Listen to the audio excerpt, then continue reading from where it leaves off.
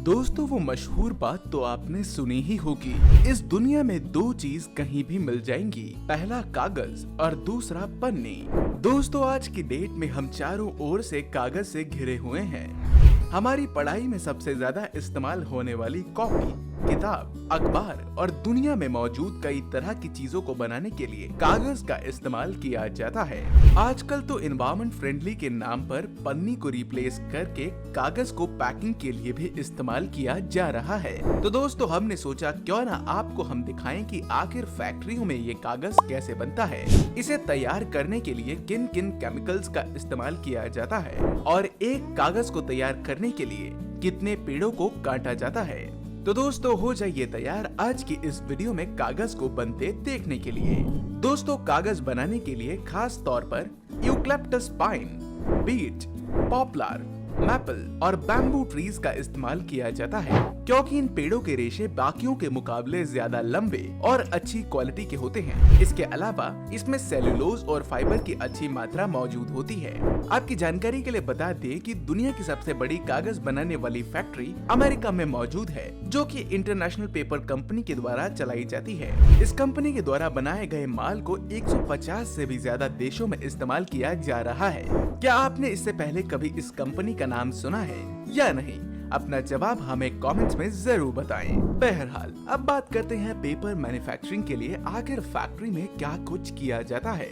बिल्कुल फ्रेश दिखने वाले कागज को तैयार करने के लिए फैक्ट्री में पुराने कागज, लकड़ी या फिर पौधों से प्राप्त होने वाले रेशों का इस्तेमाल किया जाता है। सबसे पहले बड़े बड़े मैदानों में जाकर पेड़ों को काटा जाता है। इस काम के लिए खास तौर पर डिजाइन की गई तरह तरह की आधुनिक मशीनों का इस्तेमाल किया जाता है। इस वक्त आप अपनी स्क्रीन पर देख सकते हैं कि आखिर किस तरह यह भारी भरकम मशीन बड़े से बड़े और भारी से भारी पेड़ को चुटकियों में काटकर एक तरफ कर देती है, जिसके बाद कागज बनाने में इस्तेमाल होने वाले जरूरी माल को एक स्टोरेज टैंक या व्हीकल के ऊपर लोड कर दिया जाता है। ऐसा करके बड़ी भारी ढेर सारी लकड़ियों को फैक्ट्री में ले जाया जाता है। उसके बाद कच्चे माल में मौजूद गंदगी और धूल मिट्टी को हटाने के लिए सबसे पहले इसे फैक्ट्री में लाने के बाद अच्छी तरह धोया और साफ किया जाता है। पौधों के रेशों जैसे कि बांस, जूट और पेड़ों से प्राप्त होने वाली कई अन्य चीजों का भी इस्तेमाल तरह तरह के सामान तैयार करने के लिए किया जाता है। इन वुडन लॉक्स की बाहरी छाल को छिलकर अलग कर लिया जाता है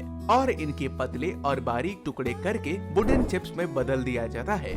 इसके बाद इन सभी वुडन चिप्स को डाइजेस्टर टैंक में डाल दिया जाता है और इनसे पल्प बनाने के लिए इस मशीन के अंदर सोडियम हाइड्रोक्साइड और सोडियम सल्फाइड के एसिडिक सोल्यूशन को भी डाला जाता है।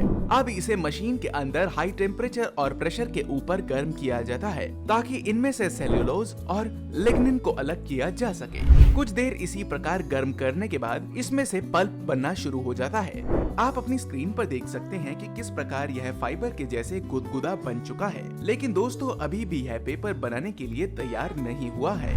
यहाँ फैक्ट्री में साफ सफाई के बाद पल्प को ब्लीचिंग प्रोसेस से गुजारा जाता है। ऐसा इस वुडन फाइबर को ज्यादा सफेद और चमकदार बनाने के लिए किया जाता है।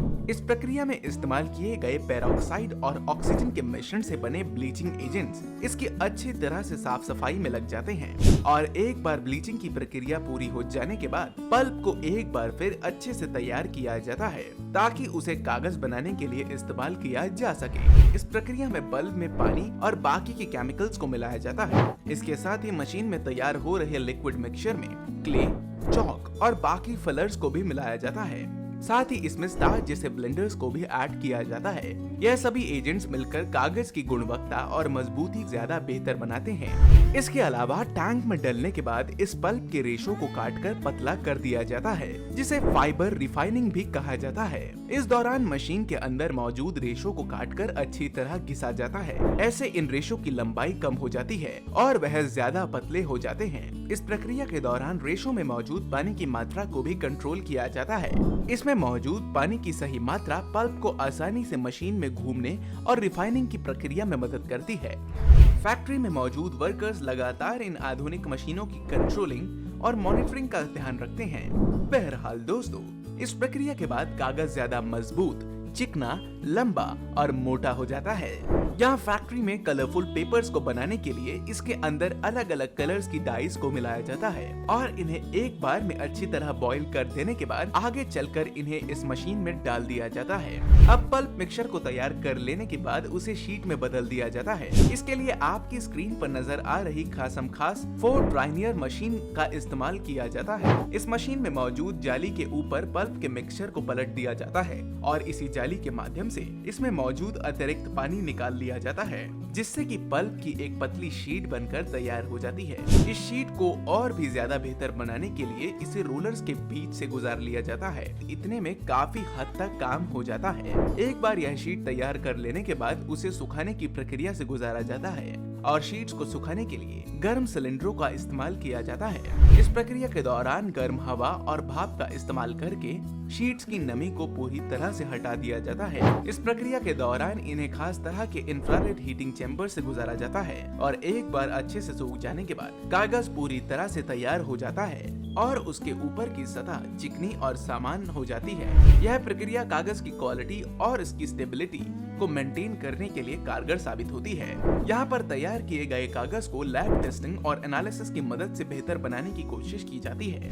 इसके बाद आखिरकार बारी आती है फाइनल फिनिशिंग की। जी हाँ दोस्तों, सभी टेस्ट और क्वालिटी एश्योरेंस के बाद इन सभी प्रक्रियाओं से तैयार किए गए कागज को बड़े बड़े रोलर्स में लपेट दिया जाता है और जरूरी मात्रा के अनुसार अलग अलग आकारों में काट लिया जाता है। साइज, लेंथ और थिकनेस के अकॉर्डिंग अलग अलग कागज को छोटी छोटी शीट्स या रोल्स में काट कर अलग अलग साइजेस में बना लिया जाता है। दोस्तों, आपकी जानकारी के लिए बता दें कि इन फैक्ट्रियों में मौजूद आधुनिक मशीनों की मदद से हर 1 घंटे में यह यूनिट पूरे 80 किलोमीटर लंबी पेपर रील्स को बनाकर तैयार कर लेती है। उसके बाद कन्वेयर से होकर गुजरने वाले सभी कागज के गट्ठों को लगातार अलग अलग पैकेज में पैक किया जाता है। इसके बाद इन्हें ऑटोमेटेड मशीनों की मदद से सील पैक कर लिया जाता है। इसके ऊपर स्टैम्प्स और लेबल्स लगा दिए जाते हैं और इन्हें मार्केट में डिस्ट्रीब्यूशन के लिए फैक्ट्रीज के बाहर भेज दिया जाता है। अब जरा आपको एक खास बात बताते हैं। दोस्तों, क्या आप यह बात जानते हैं कि पहली बार कागज का आविष्कार किस देश में किया गया था? गेस कीजिए। चलिए आपकी जानकारी के लिए बता दें, आज से सैकड़ों साल पहले चीन में इसका आविष्कार किया गया था। इसका आविष्कार करने वाले चीनी एक्सपर्ट का नाम था साई लून। लून ने पेपर बनाने के लिए रेशम, बांस और पौधों की छाल का इस्तेमाल किया था। बस तब से लेकर आज तक कागज के ना जाने कितने ही अनगिनत इस्तेमाल किए गए हैं। तो दोस्तों, यह थी पेपर मैन्युफैक्चरिंग की कंप्लीट प्रोसेस, जिसमें आपने इसके पल्प को उगने से लेकर फैक्ट्रियों में एंड तक प्रोसेस होने तक की कंप्लीट प्रोसेस देखी। अगर आपको आज की यह वीडियो पसंद आई तो इसे एक लाइक जरूर करें। आगे भी ऐसी ही मजेदार वीडियोस को देखते रहने के लिए हमारे चैनल को सब्सक्राइब करना ना भूलें। हम जल्द ही मिलते हैं आपको एक और शानदार वीडियो में। तब तक के लिए आप रखें ख्याल अपना और अपने परिवार का। Bye bye.